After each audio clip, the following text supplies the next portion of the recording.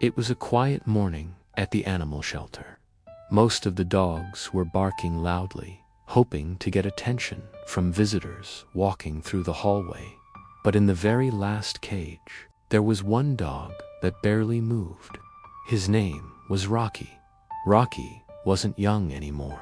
Gray fur had started to grow around his face. His steps were slower, and his eyes carried a tired sadness that only time could create. Rocky had been living in the shelter for almost 2 years.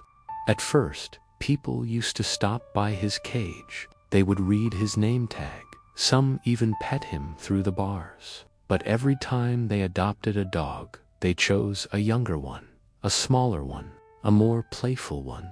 Eventually, people stopped stopping. They simply walked past, day after day, week after week, month after month. Rocky watched dozens of dogs find homes. Some stayed only a few days before leaving with a new family. Others waited a little longer, but sooner or later, they all left, except Rocky. The volunteers loved him. They knew he was gentle, calm, and incredibly loyal. But shelters were always full, and difficult decisions had to be made. One afternoon, the shelter manager quietly placed a note on Rocky's file. If no one adopted him by the end of the week, they would have to make space for new dogs coming in. It was a decision nobody wanted, but it happened more often than people realized. Rocky didn't know any of this. He simply continued lying quietly in his cage, watching people come and go. 2 days later, something unexpected happened. The shelter door opened. A man walked inside slowly. He looked different from most visitors. He didn't walk straight to the puppies. He didn't rush down the hallway. Instead, he walked calmly, looking carefully at each dog, almost like he was searching for something specific. One of the volunteers approached him. "Are you looking for a dog to adopt?" she asked kindly. The man nodded. "Yes," he said, "but I'm not looking for a puppy." The volunteer raised an eyebrow. "Most people do." The man smiled softly.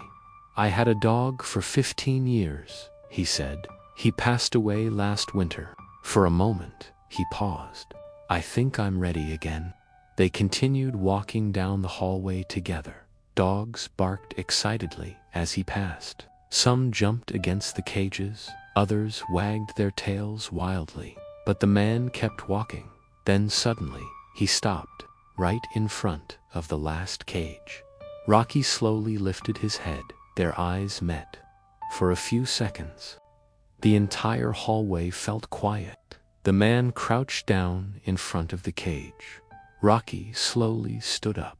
His tail moved slightly. Not a big wag, just a small one. The volunteer spoke softly. "That's Rocky," she said. "He's one of our oldest dogs here." The man looked at him carefully. Rocky didn't bark. He didn't jump. He simply stepped closer to the bars and gently pressed his nose forward. The man reached his hand through the cage. Rocky sniffed it, then softly licked his fingers. The volunteer smiled. "He's always been a sweet dog," she said. "He's just been waiting a long time."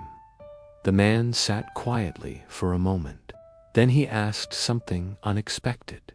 "Can I take him for a walk?" A few minutes later, Rocky walked outside the shelter for the first time in months. The sunlight felt warm.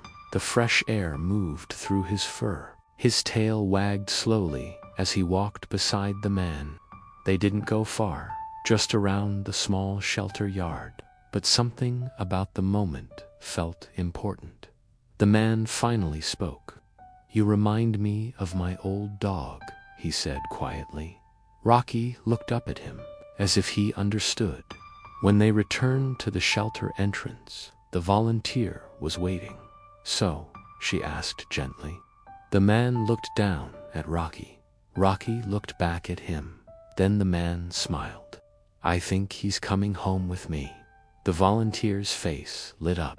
"Really?" The man nodded.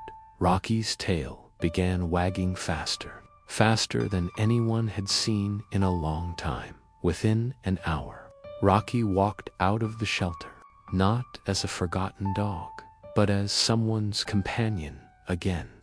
As they stepped into the sunlight together, Rocky turned his head one last time toward the building. Then he looked forward, because sometimes the dog that waits the longest is simply waiting for the right person to walk through the door.